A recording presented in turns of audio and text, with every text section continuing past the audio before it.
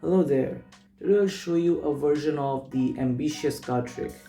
An ambitious card trick is nothing but a card is selected and you slide the card back in the deck and have them snap their fingers and the card jumps back to the top.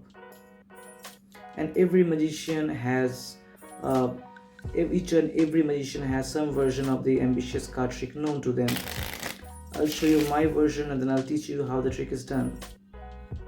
Okay, so first I'll hand the deck over to the spectator. They can shuffle the cards as much as they want. Now I'll spread the cards and have them select any one of it. Suppose they select the 10 of hearts in this case. They can also have the card signed.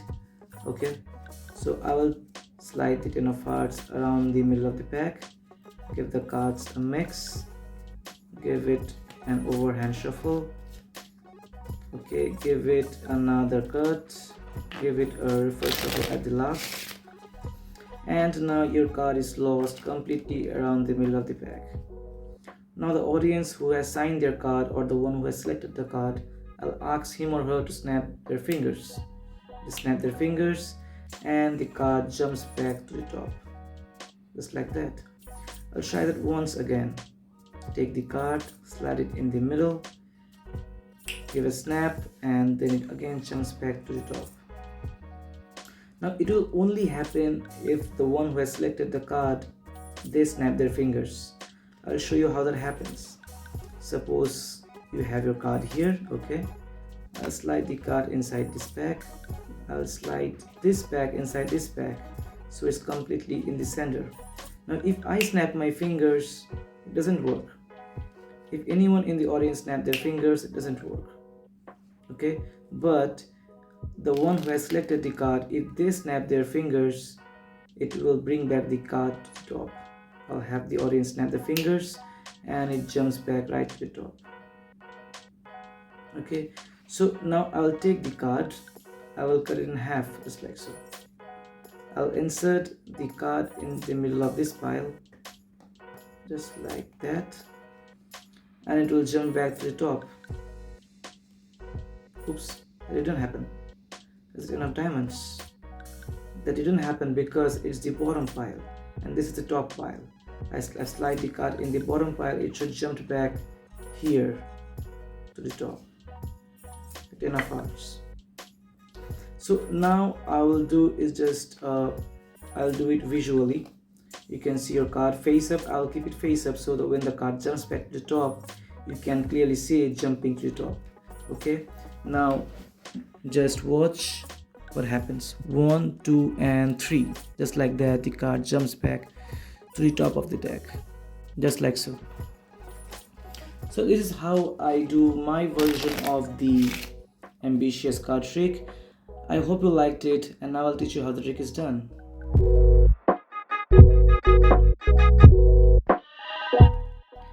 Hello there, I hope you liked the performance video, and now I'll teach you how the trick is done. So in the actual performance I used quite advanced moves, but you can use your own modifications and replace them with the difficult moves and make it your own variation. Okay, so at first you just hand the deck over to the spectator, let them mix the cards as much as they want. Then you take the deck back, you just have them select a card, any one they want.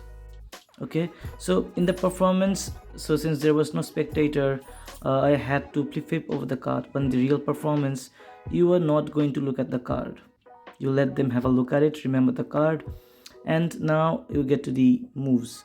So you slide the card in the back, in the middle of the pack, and you are going to control the card second from the top. I'll show you how to do it. You insert the card and push the card below, and then you are maintaining a thumb break here. Then you do a double undercut. You cut half the cards to the top and cut the remaining half to the top. In this way you have controlled their card to the top of the deck.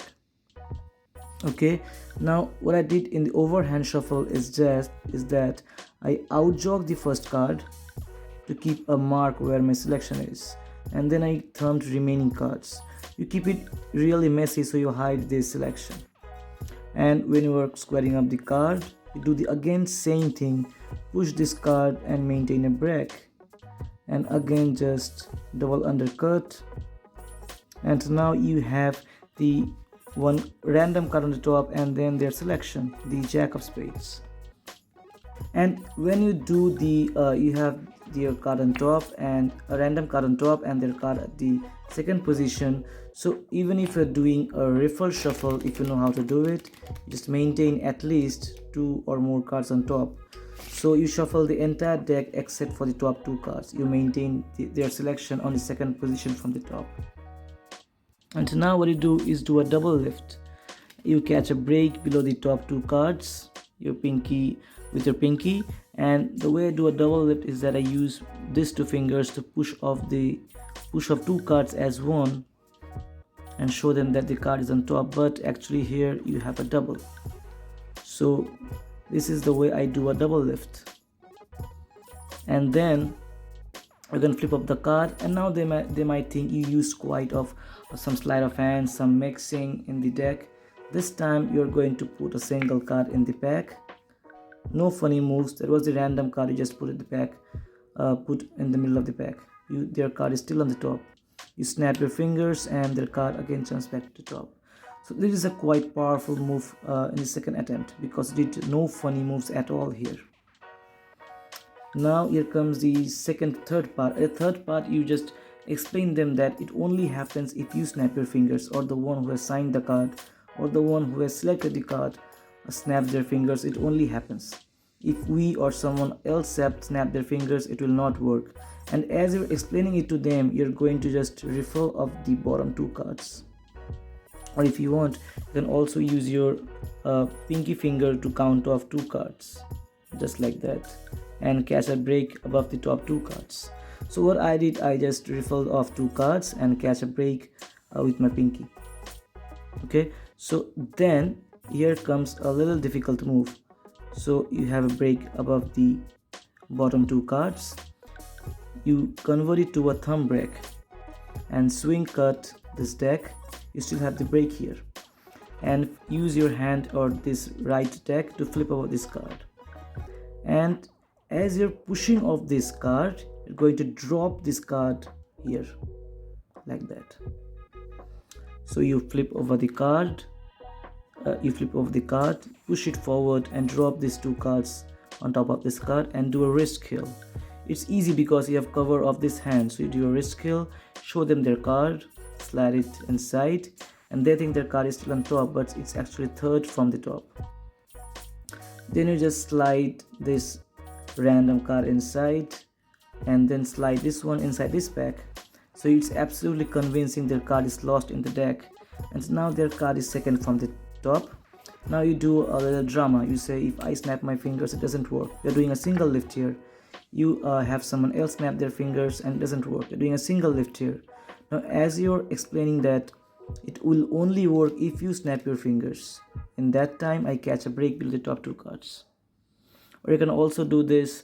You can say it doesn't work, and it will only work if you snap your fingers. And as you're explaining it, you push over this card, catch a break. As you square up this card, maintain that break, and you have break below the top 2 cards. Then you again after you have break below the top 2 cards, you again do a double lift to show that their card is on the top. Okay, now what you do is just, now the next part is very powerful. So you are breaking the bottom half, which they think their card is here, but actually their card is second from the top. You take the random top card and slide it in this pile, on this pile. I'm just trying to do a fancy move. Okay, yes, so it's lost inside this pile. So now you explain them your card is in the middle of this pile and it will jump back to the top. Now you just act like you messed up. Oh, that didn't happen. That didn't happen because this is the bottom pile.